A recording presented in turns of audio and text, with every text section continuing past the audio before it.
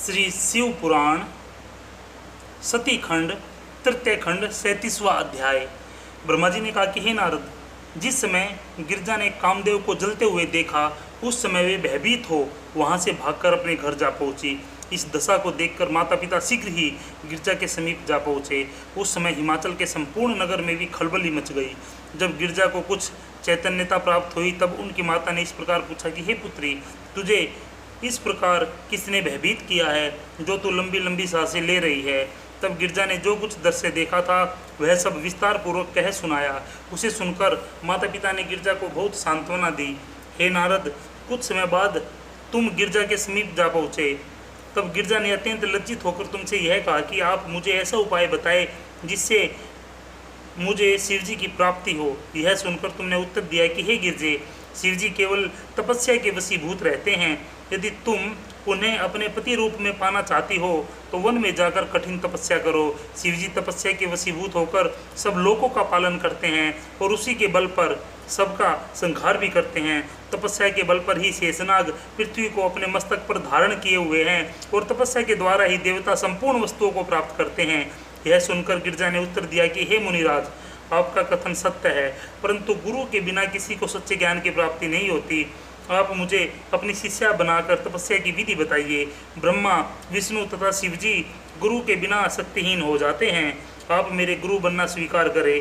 हे नारद, यह सुनकर तुमने शिवजी का ध्यान किया और गिरजा को अपनी शिष्या बनाकर पंचाक्षर मंत्र का उपदेश दिया। तदुपरांत तुम वहाँ से लौटकर मेरे पास आए और गिरजा तुम्हारे उपदेश को पाकर अपने मन में तपस्या करने की इच्छा दृढ़ करके सखियों सहित अपने पिता हिमाचल के समीप जा पहुंची। उस समय सखियों ने पर्वतराज हिमाचल को संबोधित करते हुए यह कहा कि हे राजन, गिरजा अपने मन की अभिलाषा को कहते हुए लज्जाती है। उनकी ओर से हम आपसे यह प्रार्थना करती है कि आप गिरजा को तपस्या करने के निमित्त वन में जाने की आज्ञा दें, जिससे वे शिवजी को प्राप्त करने के लिए तप करे। सखियों की यह बात सुनकर हिमाचल अत्यंत प्रसन्न हुए और उन्होंने इस प्रार्थना को स्वीकार करते हुए गिरजा को तपस्या के निमित्त वन में जाने की आज्ञा दे दी। तदुपरांत गिरजा अपनी सखियों को साथ लेकर अपनी माता के पास पहुंची और उनसे भी यह प्रार्थना की। मैना ने जब इस समाचार को सुना तो उन्होंने अत्यंत उदास होकर गिरजा से यह कहा कि हे पुत्री, तुम घर में रहकर ही तपस्या करो। माता पिता के घर को किसी तीर्थ अथवा देवालय से कम नहीं समझना चाहिए। तुम्हें इस प्रकार कष्ट सहना उचित नहीं है। तुम यहीं तपस्या करो। हे नारद, मैना की बात को सुनकर गिरजा ने उत्तर दिया कि हे माता, शिवजी केवल तपस्या के वश में हैं। बिना तपस्या किए कोई फल प्राप्त नहीं हो सकता। संसार में जिसने जो भी वस्तु पाई है वह सब तपस्या का ही फल है। तपस्या करने से अत्यंत सुख प्राप्त होता है। तुम मुझे तपस्या करने से मत रोको। यह सुनकर मैना बोली कि हे पुत्री, मेरे 100 पुत्र हैं, परंतु उनमें मुझे सबसे अधिक प्रिय तुम हो। मैं यह चाहती हूँ कि तुम मेरी आंखों से दूर मत जाओ और यहीं रहो। तुम जो चाहोगी मैं वही करूँगी, जो मांगोगी मैं वही दूंगी। गिरजा ने कहा कि हे माता, जब तक मैं तपस्या नहीं करूँगी तब तक शिवजी मेरे साथ विवाह नहीं करेंगे और तपस्या केवल वन में ही हो सकती है, क्योंकि घर अहंकार, मूर्खता, दुख एवं चिंता को प्रदान करने वाला है।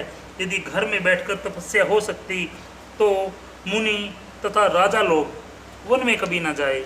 यह सुनकर मैना ने फिर चिंतित होते हुए कहा कि हे गिरजा, वन में सिंह, हाथी आदि अनेक हिंसक जीव घूमते रहते हैं। तुमने उन्हें कभी देखा भी नहीं, फिर भला तुम उनके बीच में किस प्रकार रह सकोगी।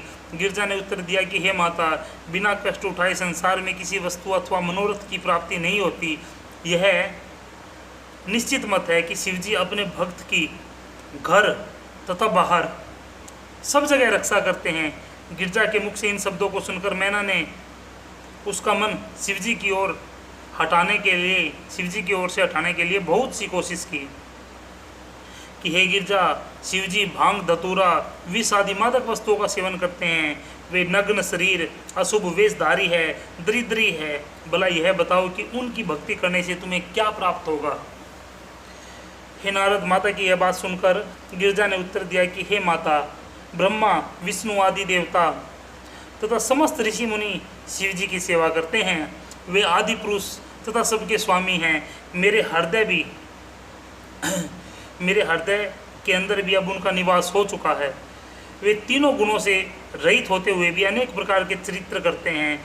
तुम्हें उनकी अप्रशंसा करना उचित नहीं है। अब तुम मुझे जाने की आज्ञा दो, जिससे मैं वन में जाकर तपस्या करूं। गिरजा के इस प्रकार के निश्चय और निश्चय को देखकर जब मैंने यह जान लिया कि गिरजा के हृदय में सचमुच ही शिव जी की भक्ति दृढ़ हो गई है, तो उन्हें अत्यंत प्रसन्नता हुई और कहा कि हे पुत्री, मैंने तुम्हारे निश्चय को देखने के लिए ही जानबूझकर ऐसी बातें कही थी। सच पूछा जाए तो भगवान शिव सबका मनोरथ पूरा करते हैं। अब तुम प्रसन्नतापूर्वक वन में जाओ और शिव जी की आराधना करो। इस प्रकार माता पिता की आज्ञा पाकर गिरजा भगवान सदाशिव की स्तुति करती हुई तपस्या करने के हेतु वन में चली गई। जिस समय मैंने ने उन्हें जाते हुए देखा तो वे मात्र प्रेम के कारण मूर्छित हो पृथ्वी पर गिर पड़ी। यह देखकर सब कुटुंबियों तथा नगरवासियों ने गिरजा को पुनः वन में जाने से रोकना चाहा तथा वन के कष्टों का वर्णन करते हुए यह सलाह दी कि वे घर में ही रहकर तपस्या करें। उन्होंने सब लोगों को संबोधित करते हुए कहा कि हे प्रियजनों, आप लोग किसी प्रकार की चिंता न करें। मैं शीघ्र ही शिव जी का वरदान प्राप्त कर लौट आऊँगी। मुझे वन में जाना शुभ है, क्योंकि यहाँ रहकर तपस्या नहीं की जा सकती। हे नारद, इस प्रकार मीठे शब्दों में सबको समझाने बुझाने के उपरांत गिरजा ने ब्राह्मणों को प्रणाम किया तथा अपने लौटने के समय तक के लिए उन्हें कालक्षेप करने के निमित्त बहुत कुछ दान देकर प्रसन्न किया। उन्होंने भिखारियों को भी सब वस्तुएं प्रदान की, क्योंकि भिखारियों को भिक्षा देने से शिवजी अत्यधिक प्रसन्न होते हैं। गिरजा ने श्रेष्ठ मुहूर्त में वन के लिए प्रस्थान किया। उस समय सब लोग उन्हें आशीर्वाद देने लगे। देवताओं ने भी जय जयकार करते हुए उनके ऊपर फूलों की वर्षा की तथा दुदुम्बी बजाई। जिस समय गिरजा चली उस समय उनके बाएं अंग फड़कने लगे तथा शुभ सुगुण होने लगे, जिनसे यह प्रतीत होता था कि उन्हें शिवजी अवश्य प्राप्त होंगे। यद्यपि गिरजा के वन में जाने के कारण नगरवासी अत्यंत चिंतित थे, तथापि अशुभ समझकर किसी ने भी अपने नेत्रों में आंसू नहीं बहाए। हिमाचल के नगर का संपूर्ण वैभव मानो लोभ सा हो गया और ऐसा प्रतीत होने लगा मानो वह नगर काल रात्रि के समान भयानक हो गया हो। नगर निवासी भी साक्षात यमराज दिखाई देने लगे। वे आपस में ही एक दूसरे को देखकर भयभीत हो जाते थे। नगर के सभी घर शमशान के समान प्रतीत होने लगे और मित्र यमदूत के समान दिखाई पड़ने लगे। नदी और नालों में पानी नहीं रहा। सब प्राणियों का तेज नष्ट हो गया। सब लोग गिरजा के वियोग से दुखी होकर उनकी बाल लीलाओं का स्मरण कर अपना समय जो त्यों काटने लगे। हे नारद, तुम इस बात को भली भांति जान लो कि शक्ति के बिना संसार में कोई आनंद नहीं है। शक्ति के प्रकट होने पर ही संसार में आनंद प्रकट होते हैं। वे शक्ति ही अपने चरित्रों द्वारा सब लोगों के दुखों को दूर किया करती है। जिस प्रकार जीव के बिना इंद्रिया, चंद्रमा के बिना रात्रि, जल के बिना मछली प्रसन्न नहीं रहती, उसी प्रकार गिरजा के बिना हिमाचल का नगर भी सूना हो गया। यह दशा देखकर वेदज्ञ मुनि हिमाचल के नगर में पहुँचे। उनको देखकर सब लोगों ने उनकी बहुत प्रकार से सेवा की। मुनि ने उन्हें संबोधित करते हुए पूछा कि हे हिमाचल, तुम किस शोक में व्याकुल हो। मुनि की बात सुनकर हिमाचल पहले तो दुख की अधिकता के कारण कुछ नहीं बता सके, तदुपरांत धैर्य रखकर बोले कि हे प्रभु, मेरी पुत्री शिवजी को प्राप्त करने के निमित्त वन में तपस्या करने के लिए गई है। मैं उसी के वियोग दुख से दुखी हूँ। मैना ने भी यह कहा कि हे मुनिराज, मेरी पुत्री को कभी गर्म वायु भी नहीं लगी थी, परंतु अब वह वन में जाकर न जाने कैसे कैसे दुख उठा रही होगी। जब वह यहाँ घर पर सोती थी उस समय उसकी सखियाँ स्तुति किया करती थी, परंतु अब मुझे यह संदेह हो रहा है कहीं वन में उसे कोई सिंह आदि खा न ले। मेरा जीवन तो उसके जाते ही कठिन हो गया है। हे नारद, हिमाचल तथा मैना के मुख से यह सब सुनकर मुनि ने भगवान सदाशिव की माया को बारंबार धन्यवाद देते हुए कहा कि हे भगवान सदाशिव, आपकी माया का कोई पार नहीं पा सकता। आप जब जो चाहते हैं वही कर दिखाते हैं। मन ही मन इतना कहकर वे हिमाचल तथा मैना को संबोधित करते हुए बोले कि हे पर्वतराज, तुम अपने मन में कुछ चिंता मत करो। तुम्हारी पुत्री आदिशक्ति है, तुम उसकी महिमा को नहीं जानते, इसलिए इतने दुखी हो रहे हो। वह अपनी तपस्या के द्वारा तुम सबको आनंद प्रदान करेगी। उनके कारण संसार में तुम्हारा भी बहुत यश फैलेगा। तुम्हें अब उचित है कि तुम उनके लिए कोई चिंता मत करो और अपने हृदय में शिव जी का ध्यान धरते रहो। इतना कहकर मुनि ने मन ही मन गिरजा को प्रणाम किया। तदुपरांत वे हिमाचल से विदा लेकर चल दिए। उनके वचन सुनकर हिमाचल, मैना तथा सब नगर निवासी भी अत्यंत प्रसन्न हुए और सभी ने चिंता करना त्याग दिया और मन ही मन शिव जी का ध्यान धरने लगे। बोल शंकर भगवान की जय। श्री शिव पुराण तृतीय खंड सती खंड 38वां अध्याय। ब्रह्मा जी ने कहा कि हे नारद, जब हिमाचल और मैना का दुख दूर हो गया तब उन्होंने शिव जी के चरणों में अपना ध्यान लगा दिया। उधर गिरजा ने भी वन में पहुंचकर अपना स्वरूप ऋषि मुनियों के समान बनाया तथा शिव जी के अतिरिक्त और सबों का ध्यान भुला दिया। तदुपरांत वे तपस्या के निमित्त श्रृंगी तीर्थ को गई, जो उसी समय से गौरी शिखर के नाम से संसार में प्रसिद्ध है। उन्होंने 64 वर्षों तक सिर नीचा किए हुए एक ही आसन पर बैठी रही और तपस्या की। वे ग्रीष्म काल में अग्नि में तपती, वर्षा काल में खुले मैदान में रहती और शीतकाल में जल के भीतर बैठकर कठिन तपस्या करती।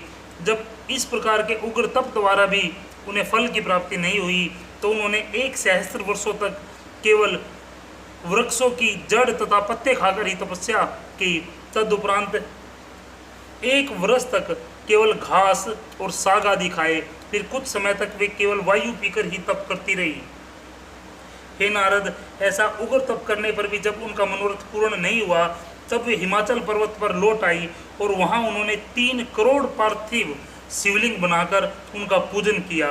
उन्होंने अनेक प्रकार के पुष्प गिन गिन उन शिव मूर्तियों पर चढ़ाए तथा दिन रात शिव जी के पूजन, ध्यान तथा स्मरण के अतिरिक्त अन्य किसी बात से अपना संबंध नहीं रखा। वे शिव जी के प्रेम में ऐसी मगन हुई कि उन्होंने प्राणायाम करके अपने को अपने में ही लीन कर दिया और ब्रह्म रूप में स्थित हो गई। उनके इस तपस्या काल में अनेक प्रकार के संकट भी सामने आए। कई बार उन्हें भूत प्रेत की सेना ने चारों ओर से घेर लिया। कई बार सिंह, हाथी, भैंसा, बैल तथा चमगादड़ आदि का स्वरूप धारण करके भूतों ने उन्हें डराया। जो भूत प्रेत गिरजा को डराने के लिए आते थे उनका स्वरूप ऐसा भयानक था कि उसका वर्णन नहीं किया जा सकता। उनमें से अनेक की केवल एक ही आँख थी और कोई अंधा था तो किसी के सहस्त्रों नेत्र थे।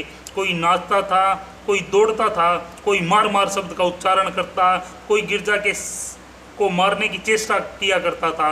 कोई मैना का स्वरूप धारण करके यह कहता था कि हे गिरजे, तुम्हारे पिता ने तुम्हारे वियोग में खाना पीना छोड़ दिया है, अब वे मृत्यु को प्राप्त होने वाले हैं, तुम घर चलकर उनकी रक्षा करो। इस प्रकार भूत प्रेतों ने गिरजा का तप भंग करने के लिए अनेक छल किए, परंतु गिरजा का ध्यान पल भर के लिए भी विचलित न हुआ।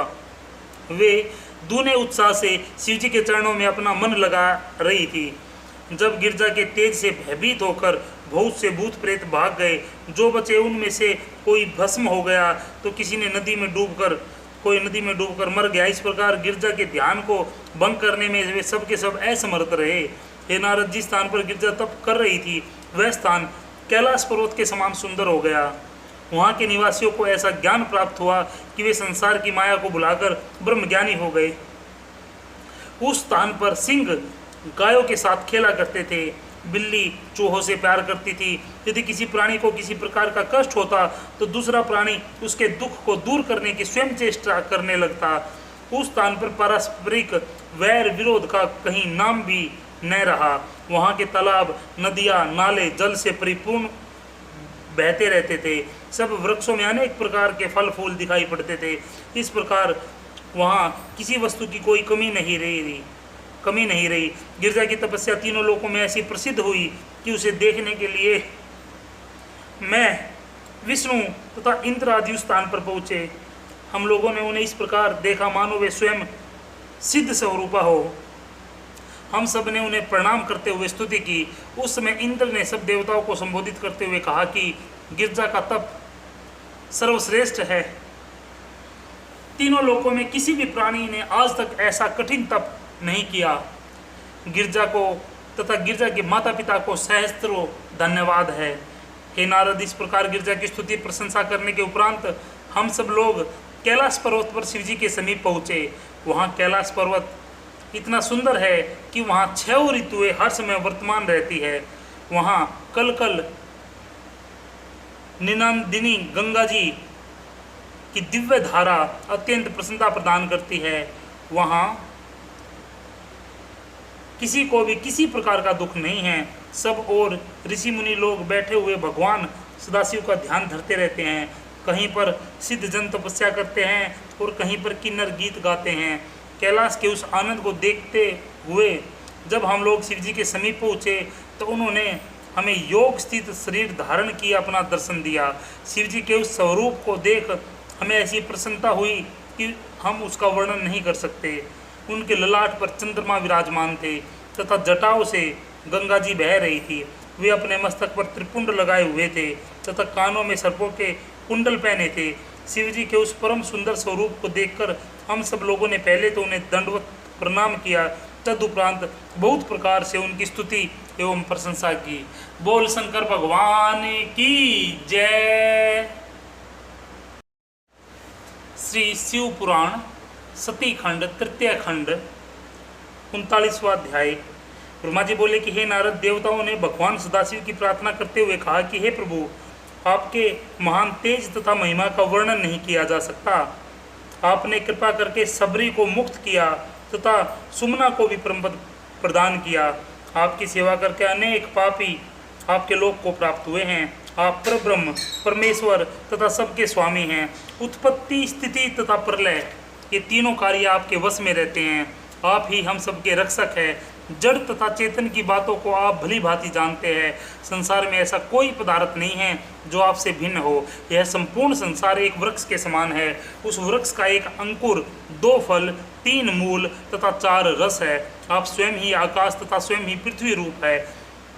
निकट तथा दूरी सब में आप वर्तमान हैं। हे प्रभु, माया के वशीभूत रहने के कारण साधारण लोग आपको नहीं जान पाते, परंतु जो लोग आपके भक्त हैं वे संपूर्ण संसार को शिव में ही देखते हैं। आपका स्वरूप निर्गुण है, परंतु भक्तों पर कृपा करके आप सुगुण भी बन जाते हैं। बहुत से लोग आपकी चरण रूपी नौका का सहारा लेकर संसार सागर से पार उतर गए हैं। आपकी भक्ति के बिना आवागमन से छुटकारा नहीं मिलता। आपके भक्त आवागमन से सहज ही छूट जाते हैं और वे सदैव निर्भय होकर आपके चरणों की सेवा द्वारा परम पद को प्राप्त कर लेते हैं। हे स्वामी, आप उत्पत्ति के समय ब्रह्मा, पालन के समय विष्णु तथा प्रलय के समय हर का स्वरूप धारण कर लेते हैं। वेद, कर्म, जप, तप, योग तथा ध्यान आदि द्वारा आप प्राप्त होते हैं। यदि आप सुगुण रूप धारण नहीं करते तो हम लोगों को सहज ही मोक्ष पद किस प्रकार प्राप्त होता। आपके नाम तथा गुण अनंत है, उनका वर्णन करने की सामर्थ्य किसी में नहीं है। हम में आपके समान बुद्धि कहाँ से आई। आपकी महिमा अपार है। हे नाथ, आप हमारे कार्यों को पूर्ण करें। आप देवताओं के स्वामी, संपूर्ण सृष्टि के इंद्र, शुभ मार्ग पर स्थित करने वाले, संपूर्ण सृष्टि के कारण रूप, अविनाशी, अनादि तथा अप्रमेय हैं। आपका शरीर विद्या तथा बुद्धि से परिपूर्ण है। हे प्रभु, आपका चरित्र भक्तों के हृदय में वास करता है, इसलिए वे कुसंगति तथा काम क्रोध आदि को त्याग कर आपकी सेवा में संलग्न रहते हैं। आप पूर्ण ब्रह्म, आनंद के निदान, दुख नाशक तथा अत्यंत कृपालु है। आप इच्छा रहित, अद्वितीय, निरही तथा प्रब्रह्म हैं। आपने ही सबसे पहले शरीर धारण किया तथा आपके अवतार हमारे मनोरथों को पूर्ण करने के लिए ही होते हैं। आपके उन अवतारों की महिमा अपार है तथा अप्रमेय है। हम लोगों का मन आपकी महिमा को कहाँ तक जान सकता है। जो लोग मन लगाकर आपके गुणों को सुनते हैं और उनका ध्यान धरते हैं, उन्हीं पर आप अपनी कृपा दिखाते हैं। बहुत से लोग तो धर्म मार्ग को भी त्याग कर केवल आपसे ही स्नेह रखते हैं और अपनी भक्ति पर दृढ़ रहने के कारण आपको प्राप्त कर लेते हैं। वे केवल आपका गुणगान करते हैं तथा किसी संसारी वस्तु से अपना कोई प्रयोजन नहीं रखते। आपको भी अपने भक्त अत्यंत प्रिय हैं। आप उन्हीं के सामने प्रकट होते हैं तथा उनकी प्रत्येक अभिलाषा को पूर्ण करते हैं। इस प्रकार स्तुति करके मैं, विष्णु तथा अन्य सब देवता चुप हो गए। हे नारद, उस समय शिव जी ने अत्यंत प्रसन्न होकर हम लोगों से इस प्रकार कहा कि हे देवताओं, तुम सब लोग यहाँ किस लिए आए हो। हमें ऐसा प्रतीत होता है कि तुम सब बहुत चिंतित हो। अतः जो भी बात हो उसे हमारे सम्मुख निसंकोच कहो। यह सुनकर मैंने तथा विष्णु जी ने प्रार्थना करते हुए उनसे यह कहा कि हे प्रभु, हम लोगों के धन्य भाग है जो आपने हम पर कृपा दृष्टि की है। संसार में वे ही लोग पुण्यात्मा हैं जिनके ऊपर आप अनुग्रह करते हैं। हे स्वामी, आपकी महिमा महान है। आप प्रत्येक प्राणी के शरीर में निवास करते हैं। आपकी कलाएं असंख्य है तथा आप अपने भक्तों को दुखी देखकर उन्हें अत्यंत आनंद प्रदान करते हैं। इतना कहकर मैं तथा विष्णु जी चुप हो गए। बोल शंकर भगवान की जय। श्री शिव पुराण सती खंड तृतीय खंड 40वां अध्याय। ब्रह्मा जी ने कहा कि हे नारद, हमारे इस प्रकार स्तुति एवं प्रार्थना को सुनकर शिवजी बोले कि हे ब्रह्मा तथा विष्णु, तुम सब देवताओं को साथ लेकर जिस कार्य के लिए आए हो वह हमसे स्पष्ट कहो। हम तुम्हारे मनोरथ को अवश्य पूरा करेंगे। यह सुनकर मैंने तथा विष्णु जी ने फिर इस प्रकार कहा कि हे प्रभु, आप संपूर्ण देवताओं के स्वामी हैं। आप सबके मन की बात जानते हैं और अपने स्थान पर बैठते हुए तीनों लोकों की घटनाओं को देखते रहते हैं। आप इस प्रकार अनजान बनकर हमसे क्यों पूछ रहे हैं? फिर भी जब आपकी आज्ञा है तो हम यह प्रार्थना करते हैं कि नारद जी से उपदेश ग्रहण कर गिरजा अत्यंत कठिन तपस्या कर रही है। उन जैसा कठोर तप आज तक किसी ने नहीं किया। अब आपको उचित है कि आप उनके पास जाकर इच्छित वरदान दे। हम सब लोगों की यह प्रबल इच्छा है कि हम गिरजा के साथ आपके विवाह का आनंद लाभ उठाए और आपकी बारात में बाराती बनकर सम्मिलित हो।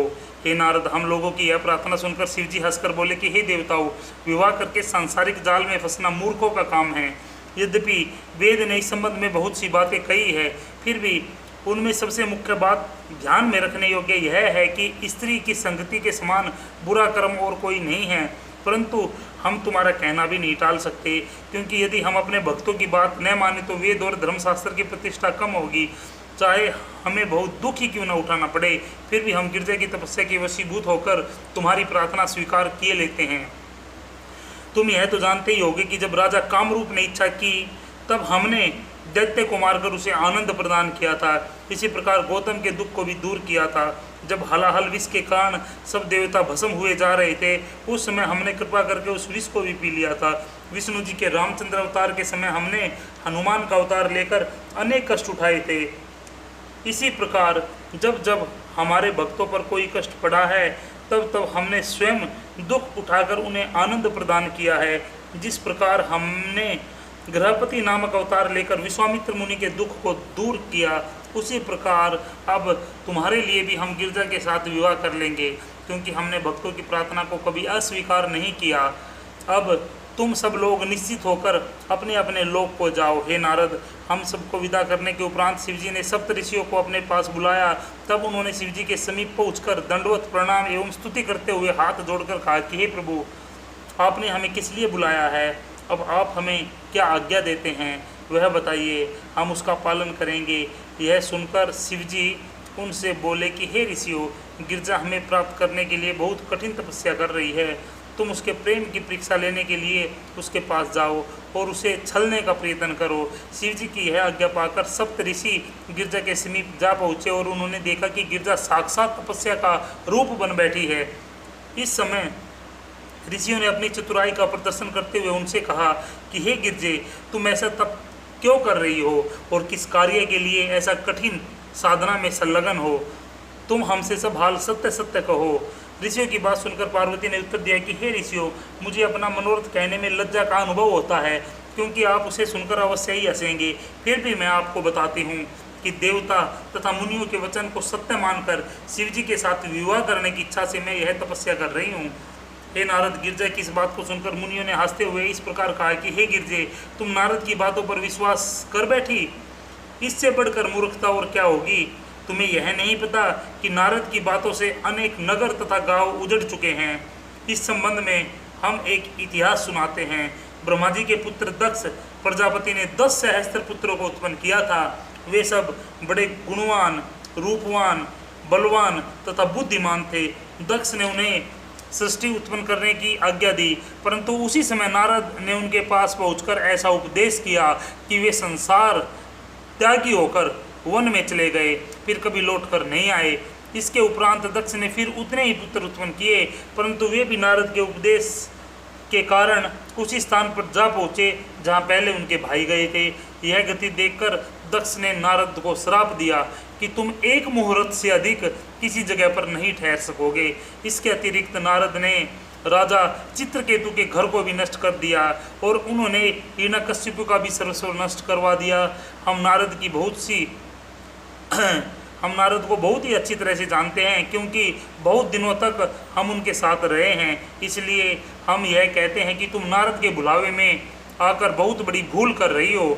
हे गिरजे, इसके अतिरिक्त जिन शिवजी को प्राप्त करने के लिए तुम यह घोर तपस्या कर रही हो, उनके संबंध में भी हम तुम्हें बता देना चाहते हैं कि वे निर्गुण, अशुभ, निर्लज तथा अशुभ वेश धारण करने वाले हैं। न तो उनके कुल परिवार का कोई पता है, न उनके पास सेवक आदि ही है। तुम्हें उस ठग नारद ने मोहित करके तुम्हारी बुद्धि को भ्रष्ट कर दिया। भला ऐसा पति पाकर तुम्हें कौन सा सुख मिलेगा? तुम इस बात पर भली भांति विचार करो तो यह स्पष्ट हो जाएगा कि हमारा कथन सत्य है अथवा नहीं। शिव ने पहले दक्ष की पुत्री के साथ भी तो विवाह किया था, परंतु जब वे उसका निर्वाह नहीं कर सके तो उसे मिथ्या दोष लगाकर त्याग दिया। तब से वे अपने आप में ध्यान लगाकर निश्चिंत बैठे रहते हैं। भला जो आदमी एकांत में ही रहना पसंद करता है, उसके साथ किसी स्त्री का निर्वाह किस प्रकार हो सकता है? हमारा तो यह कहना है कि अब भी कुछ नहीं बिगड़ा है। तुम अपना हट छोड़कर घर चली जाओ। यदि तुम अपने लिए श्रेष्ठ वर को चाहती हो तो हम तुम्हें यह भी बता देते हैं कि विष्णु से अधिक श्रेष्ठ और कोई नहीं है। वे सब देवताओं के स्वामी हैं और तुम्हारे वर बनने के सर्वथा योग्य है। हे नारद, सप्तऋषियों की बात सुनकर पार्वती ने उत्तर देते हुए कहा कि हे ऋषियों, आपका कहना सत्य हो सकता है, परंतु मेरे हट में किसी प्रकार की कमी नहीं आएगी। मैं तो उसी राग को गाती रहूँगी जिसे अब तक गाती आई हूँ। मेरा शरीर पहाड़ से उत्पन्न हुआ है, अतः उसमें पहाड़ की जड़ता प्रत्यक्ष देखने में आती है। मैं नारद जी को अपना गुरु स्वीकार कर चुकी हूँ, अतः उनकी बात को किस प्रकार नहीं टालूंगी। क्योंकि जो लोग गुरु के वचन को मिथ्या समझते हैं, वे कल्प भर भटकते रहने पर भी कभी ईश्वर को प्राप्त नहीं कर पाते।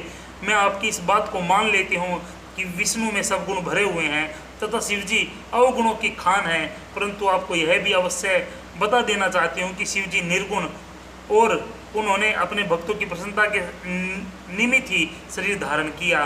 वे अपनी शक्ति एवं ऐश्वर्य का विज्ञापन नहीं करना चाहते, इसलिए वे परमहंस गति में रहकर अवधूतों के समान दिखाई देते हैं। वस्त्र और आभूषणों को पहनना तो साधारण मनुष्यों का काम है। शिवजी तीनों गुणों से रहित तथा सबके स्वामी हैं। वे इन वस्तुओं को अस्वीकार नहीं करते। मैंने अपने गुरु की कृपा से शिवजी को भलीभांति पहचान लिया है और इसलिए मैं यह निश्चयपूर्वक कहती हूँ कि यह तो मैं शिवजी के साथ विवाह करूँगी, अन्यथा जन्म भर कुमारी रहूँगी। आप मुझे इस प्रकार का उपदेश देने की कृपा न करें। हे नारद, इतना कहकर गिरजा ने सप्तऋषियों को प्रणाम किया। तदुपरांत वे पहले की भांति शिवजी के ध्यान में मगन हो गई। गिरजा के उस दृढ़ निश्चय को देखकर सप्तऋषि जय जयकार करने लगे तथा आशीर्वाद देते हुए बोले कि हे गिरजे, तुम परम धन्य हो, तुम्हें शिवजी अवश्य प्राप्त होंगे। इतना कहकर वे गिरजा को प्रणाम करने के उपरांत शिवजी के पास चले गए और कैलाश पर्वत पर पहुंचकर उन्होंने शिवजी से कहा कि हे प्रभु, हमने गिरजा की बहुत प्रकार से परीक्षा ली तथा अपने वाक जाल द्वारा छलने का भी बहुत प्रयत्न किया, परंतु न तो वे हमारे धोखे में आई और न ही उन्होंने आपके चरणों से अपने ध्यान को हटाया। अब आपको उचित है कि आप उन्हें वहीं जाकर वरदान दे। इतना कहकर सप्तऋषि अपने स्थान को चले गए। बोल शंकर भगवान की जय। श्री शिव पुराण तृतीय खंड सती खंड 41वां अध्याय। इतना सुनाकर नारद जी ने ब्रह्मा जी से पूछा कि हे पिता, जब सप्तऋषि विदा होकर अपने घर को चले गए उस समय शिवजी ने क्या किया, यह सब वृत्तांत आप मुझे बताइए। ब्रह्मा जी बोले कि हे नारद, शिवजी ने सप्तऋषियों के चले जाने के पश्चात ब्राह्मण का रूप धारण कर तथा ब्रह्मचारियों के समान दंड लेकर मस्तक में त्रिपुंड लगाया, गले और हाथ में रुद्राक्ष की मालाएं पहनी। फिर ऐसा स्वरूप धारण कर वे वहां पहुंचे जहां पार्वती तप कर रही थी। पार्वती ने उन्हें प्रणाम किया तथा कुशल के पश्चात पूछा कि तुम कौन हो और कहां से आए हो। यह सुनकर ब्राह्मण रूपी शिवजी ने ठंडी सांस लेकर कहा कि हम ब्रह्मचारियों का व्रत धारण किए सृष्टि की भलाई के लिए इधर उधर घूमते हैं तुमने हमको धर्मनिष्ठ जानकर हमारा जो आदर और सत्कार किया है, इससे हमको बड़ी प्रसन्नता हुई है।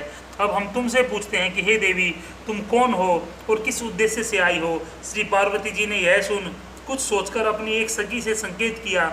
उसने आदि से अंत तक का सब वृत्तांत, जिस प्रकार नारद जी ने आकर भविष्यवाणी की थी कि पार्वती का विवाह शिव से होगा, कह सुनाया। उसे सुनकर ब्राह्मण ने पश्चाताप करके कहा कि हे पार्वती, तुम हमसे यह हंसी क्यों करती हो?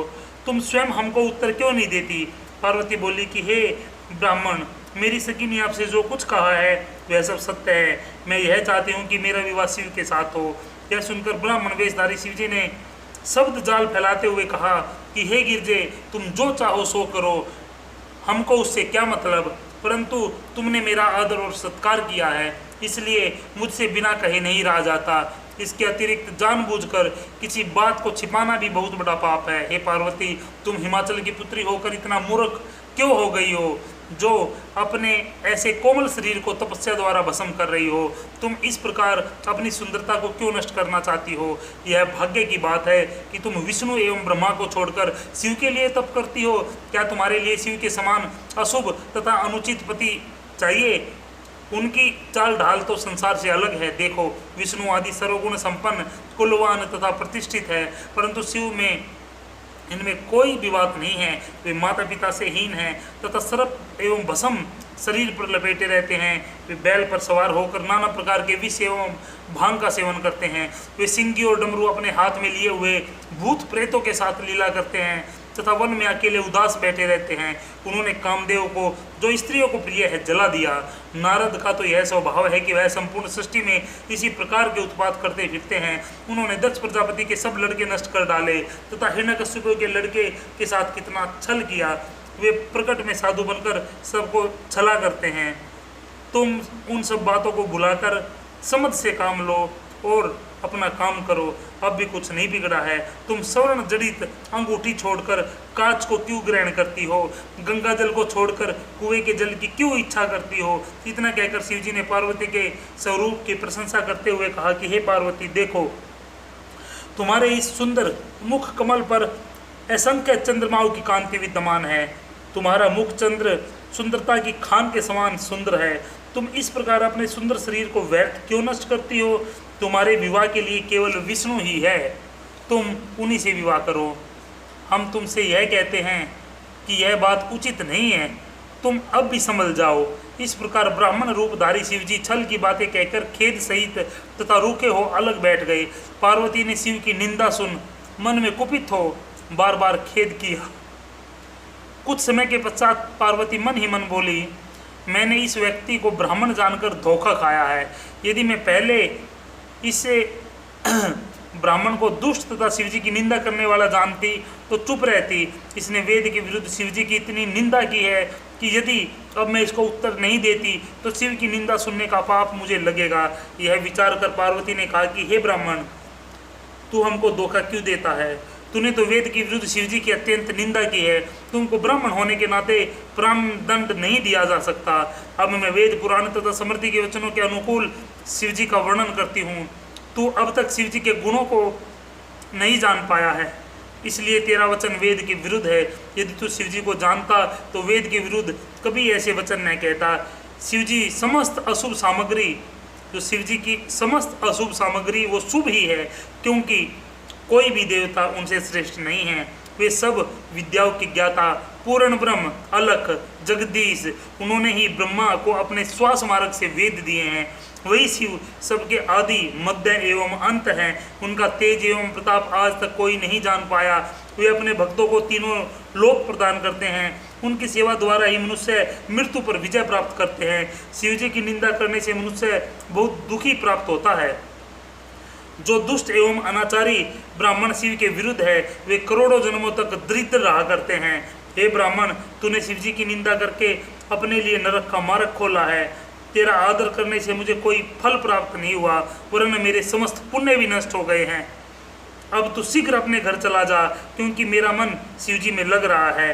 ब्राह्मण यह सुनकर हंसा तथा मन में पार्वती की प्रशंसा करना चाहा और कुछ कहे, परंतु पार्वती ने ब्राह्मण की इच्छा समझ अपनी एक सहेली से कहा, अब इस स्थान को छोड़कर कहीं और चलो, क्योंकि यहाँ रहने से बड़ा दुख होता है।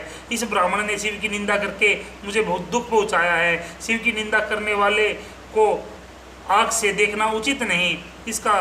इसकी व्यर्थ की बातें सुनकर महापाप होगा। जो शिव निंदक को आंखों से देख ले उसको तुरंत स्नान कर डालना चाहिए, और यदि वश चले तो उसकी जिह्वा को काट डाले, नहीं तो अपने दोनों कान बंद कर वहाँ से उठ जाना चाहिए। वेद भी यह कहते हैं, अब तुम देरी न करो, उठो, किसी और वन में चलकर रहेंगे, अन्यत्र जाकर तप करूँगी। यदि मेरा निश्चय दृढ़ है तो शिवजी मुझसे अवश्य ही प्रसन्न होंगे। किसी के धोखा देने से क्या होता है, शिव तो केवल प्रेम से ही प्रसन्न होते हैं। मैंने गुरु से सुना है कि तप करने में इसी प्रकार के अनेक विघ्न सामने आते हैं। उनसे धोखा खाकर जो तप से विमुख हो जाते हैं वे मूर्ख और तप का फल प्राप्त नहीं कर पाते। जो दृढ़तापूर्वक धोखे से बचे रहकर तप में संलग्न रहते हैं वे ही सिद्धि प्राप्त करते हैं। शिव जी अपने भक्तों का पालन करने वाले हैं। पहले तो वे अपने भक्तों की परीक्षा लेते हैं, फिर प्रसन्न हो जाते हैं। यह कहकर पार्वती अपनी सखियों के साथ वहाँ से चली गई। बोल शंकर भगवान की जय। श्री शिव पुराण सती खंड तृतीय खंड 42वां अध्याय।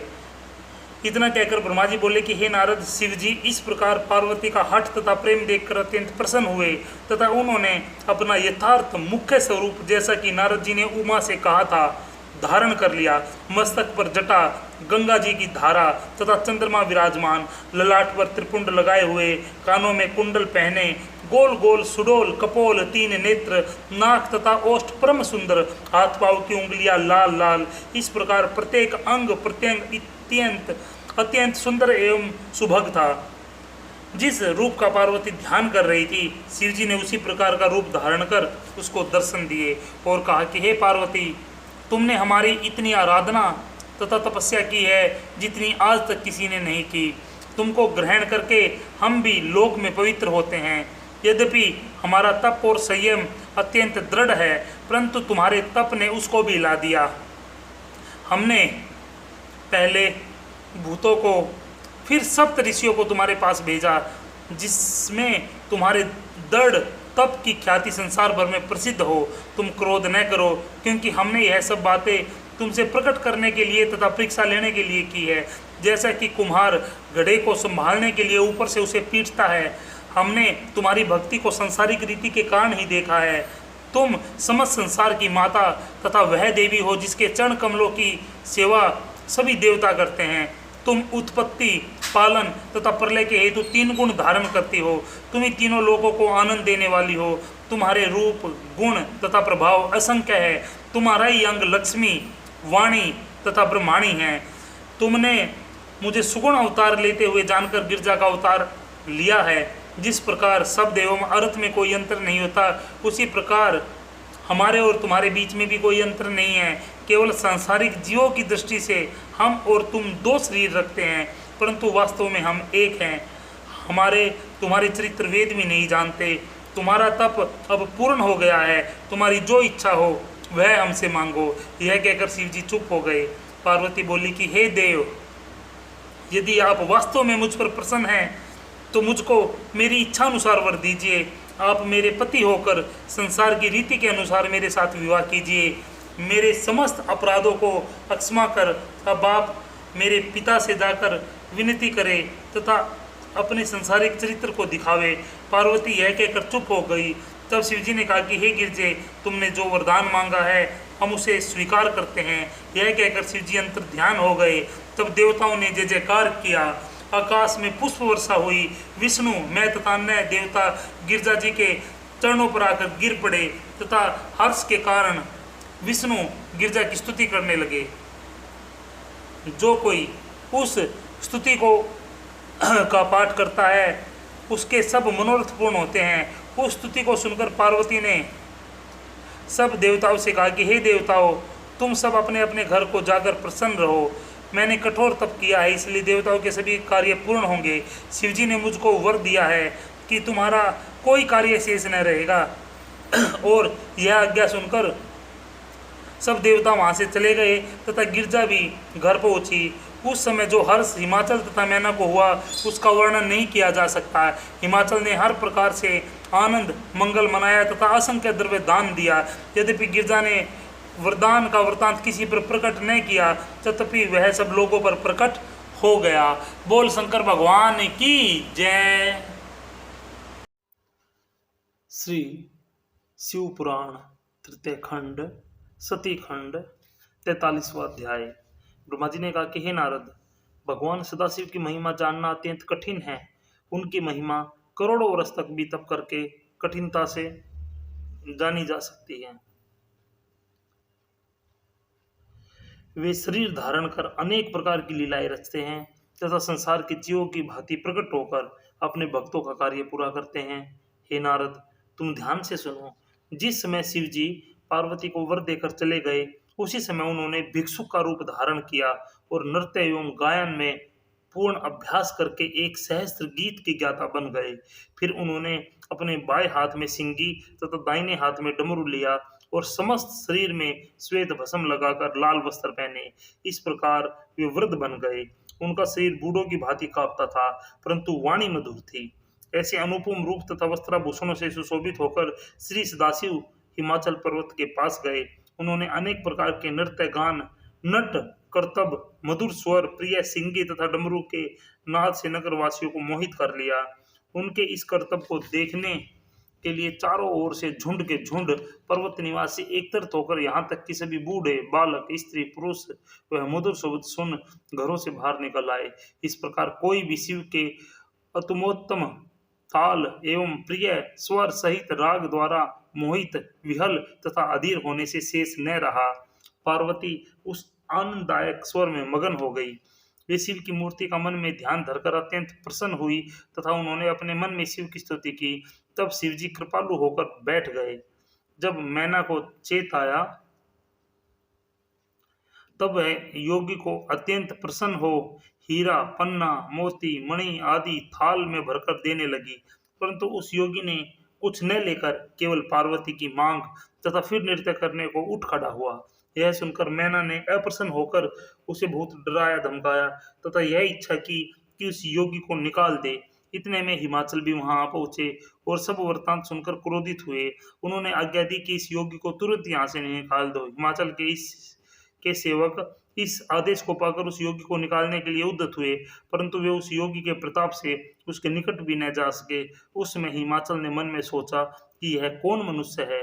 जब उन्होंने बहुत ध्यान से विचार पूर्वक योगी को देखा तो उन्होंने शिवजी को चतुर्भुजी स्वरूप, सिर पर मुकुट, कानों में कुंडल, पीले वस्त्र पहने हुए तथा जो पुष्प विष्णु पर चढ़ाए जाते हैं उनसे भूषित देखा। फिर हिमाचल ने उसी समय द्विजभुजी मूर्ति इस प्रकार देखी कि वे अपने को गोपों के समान भूषित किए, मुरली हाथों में लिए, चंद्रमा के समान उत्तम किशोर अवस्था को प्राप्त दिखाई दे रहे हैं। ब्रह्मा जी बोले कि हे नारद, शिव जी ने हिमाचल को अपना मुख्य स्वरूप दिखाया कि शीश पर जटा तथा गंगा की पवित्र धारा, मस्तक पर चंद्रमा, चंद्र के समान सुंदर मुख, लालिमा लिए हुए 3 नेत्र, कीर के समान नासिका, अरुण अधर, कंठ में श्यामता लिए हुए 3 रेखाएं, गले में हार पहने 4 भुजाएं, सूर्य के समान कपाल, अभय आदि नाना प्रकार के वस्त्राभूषणों से अलंकृत उदर, अत्यंत कोमल जिसमें 3 बल पड़े हुए हैं, अत्यंत सुंदर कटी, लाल कमल के समान लाल पगतल, गोल नितंब, रक्त वर्ण नख आदि थे। हिमाचल ने ऐसा मनोहर विचित्र स्वरूप देख अत्यंत आश्चर्यचकित होकर जाना कि ये सदाशिव है। जब सदाशिव ने जाना कि हिमाचल ने अब हमको पहचान लिया है, तो उन्होंने तुरंत ही उस योगी का रूप धारण कर लिया। तब पुनः हिमाचल से पुनः हिमाचल से पार्वती को पाने की इच्छा प्रकट की। उस समय हिमाचल ने तुरंत ही प्रणाम कर सब स्वीकार कर लिया। कुछ समय पश्चात जब योगी अंतर ध्यान हो गए, तब मैना और हिमाचल ने चेत में आकर शिव को सर्वश्रेष्ठ जाना। देवताओं ने भी अपने हृदय में निश्चय ही ठहराया कि शिव एवं पार्वती का विवाह उनको समस्त संसार को तथा पार्वती के माता पिता को सुखदायक होगा।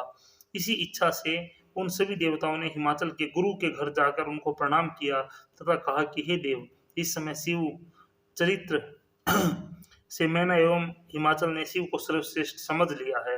अब आप वहां जाकर ऐसा प्रयत्न करें जिससे शिव तथा पार्वती का विवाह हो जाए। यह सुनकर गुरु अत्यंत क्रोधित होकर दोनों हाथ कानों पर रखकर बोले कि हे देवताओं, तुम बड़े स्वार्थी हो। तुम हमारी यही सेवा करते हो जिससे हमको नरक प्राप्त हो। जो मनुष्य विष्णु, महादेव, ब्रह्मा आदि देवता, ब्राह्मण अपने गुरु, गो, तुलसी, पुराण, गंगा, वेद माता गायत्री, वेद एवं दान की निंदा करता है, वह निसंदेह नरक में जाकर असंख्य कल्पों तक दुख तथा कष्ट भोगता है। यदि तुम यह कार्य करना आवश्यक समझते हो तो तुमको चाहिए कि ब्रह्मा के पास जाकर उनसे सहायता मांगो तथा तुम भी अपनी बुद्धि के अनुसार कोई उपाय करो, परंतु अपने मन में शिव के चरणों का ध्यान अवश्य रखो। हमें पूर्ण विश्वास है कि ब्रह्मा अरुंधति तथा सप्तऋषि के साथ जाकर हिमाचल को समझावेंगे। हमको अपने तपोबल से यह भी पूर्ण विश्वास है कि पार्वती को शिव के अतिरिक्त और कोई प्राप्त नहीं कर सकता। यह सुनकर गुरु चुप हो गए। बोल शंकर भगवान की जय।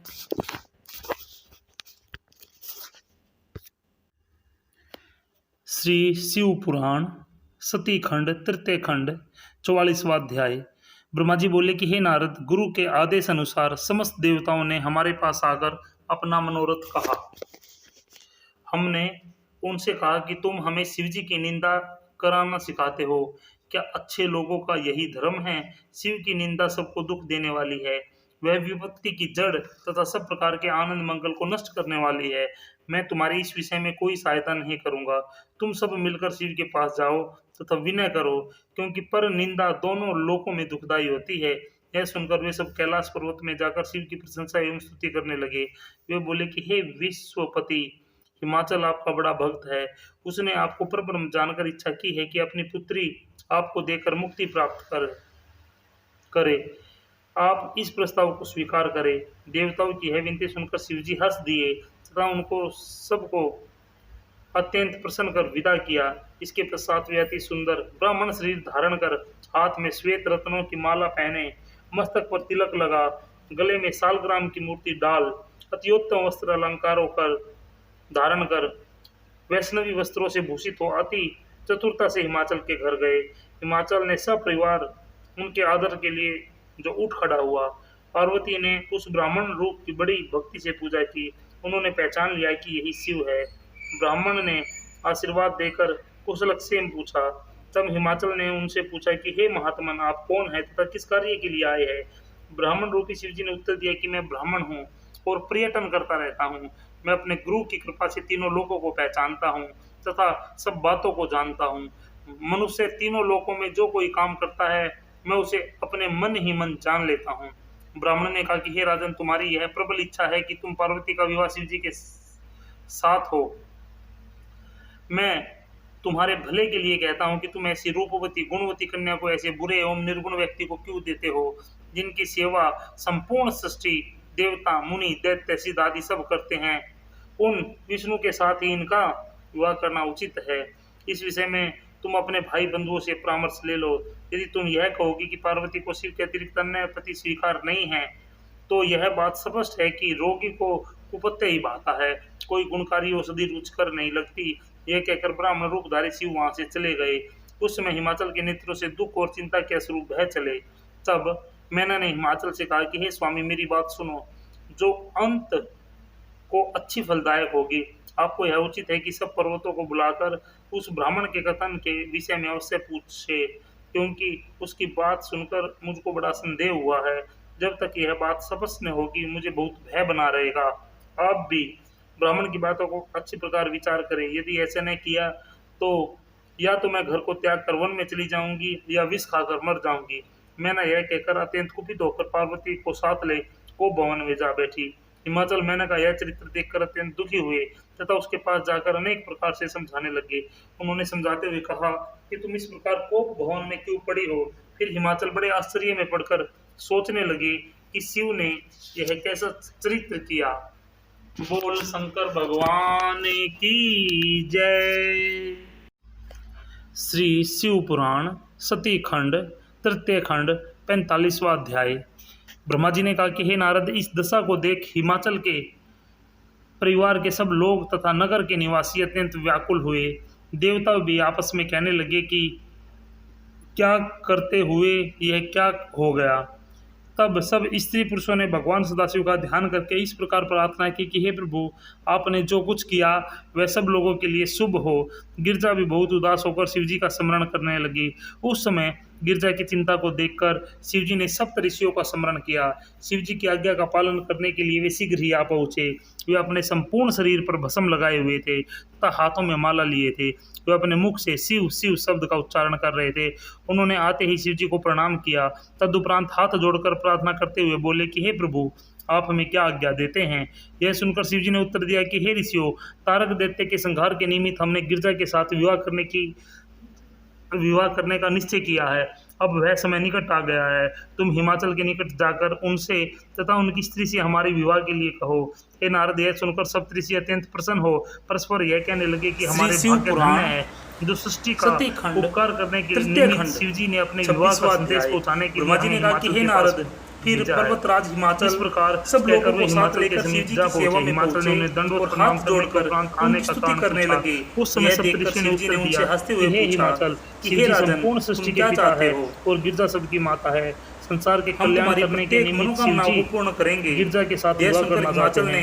तुम गिरजा के विवाह शिवजी के साथ करके प्रभु इस संबंध में ब्रह्मा जी ने नहीं जाती बड़ी प्रार्थना की मेरे संपूर्ण अपराधों को क्षमा कर दीजिए और मुझे ऐसा ज्ञान प्रदान कीजिए कि विवाह करने के प्रस्तुत हुए हैं। जिस समय सप्तऋषि हिमाचल से इस प्रकार की बातें कह रहे थे, उसी समय अगस्त्य ऋषि की पत्नी लोकमुद्रा तथा वशिष्ठ मुनि की पत्नी अरुंधति हमें आश्चर्य रूपी समुद्र से बाहर न निकालते तो हमारी अज्ञानता कभी दूर न होती। हे नाथ, अब मेरा संपूर्ण अहंकार नष्ट हो गया है। आप नगर में पधार गिरजा को स्वीकार कीजिए हमारी बात सुनो। और हम लोगों पत्नियों को देखकर मैंने तुरंत उठी और बोली, मेरे धन्य भाग्य है जो आपने यहाँ पधार कर अन्न खा डाला है, जिसके कारण लोग आज्ञा देने की कृपा करें। कृपा करके इस दुख को। यह सुनकर अरुंधति ने कहा कि हे मैना, देखो हिमाचल गिरजा का विवाह शिवजी के साथ करना चाहते हैं। तुम इससे अप्रसन्न क्यों हो? क्या तुम शिवजी को नहीं पहचानती कि वे तीनों लोगों की स्वामी और सबसे श्रेष्ठ है?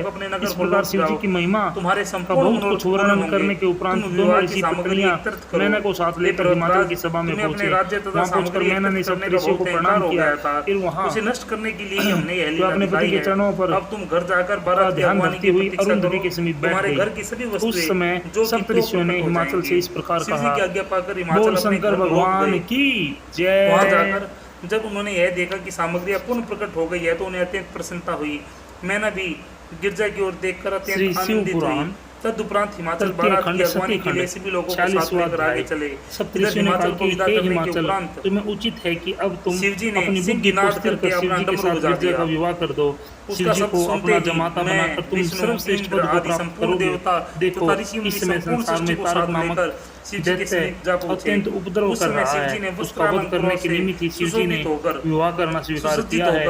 तुम देवताओं का कार्य पूरा करने के लिए इस कार्य में विलंब न करो। भगवान सदाशिव के उस परम तेजस्वी स्वरूप का दर्शन हिमाचल ने हाथ जोड़कर उत्तर दिया कि हे ऋषियों, मैं आपसे एक बात पूछना चाहता हूं कि वे संसार से विरक्त वनवासी अवधूत अशुभ वेशधारी है, भला मैं ऐसे व्यक्ति के साथ अपनी कन्या का विवाह कैसे कर दूं?